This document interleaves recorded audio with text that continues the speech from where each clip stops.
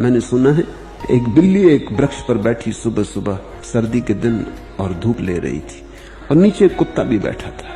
कुत्ता झपकी खा रहा था। सुबह की धूप। बिल्ली ने पूछा क्या कर रहे हो?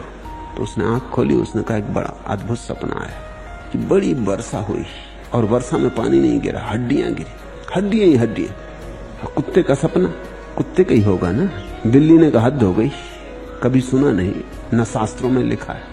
शास्त्रों में तो ऐसा लिखा है कभी कभी ऐसा होता है कि जब वर्षा होती है तो पानी नहीं गिरता, चूहे गिरते। ये हड्डियां कभी सुनी नहीं और न शास्त्रों में लिखी है। बिल्ली के सपनों में तो चूहे ही गिरते और बिल्ली के शास्त्रों में भी चूहे ही लिखे होंगे।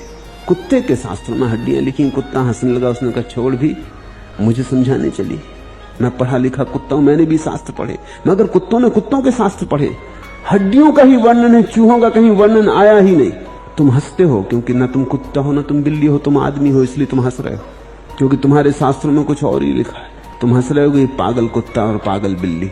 हमसे पूछो कि सपनों में क्या आता है। तुम्हारे सपने अलग हैं मगर बहुत मौलिक रूप से अलग नहीं। अगर तुम दो हिस्सों में तोड़ दो मनुष्य जाति को तो रज और तम।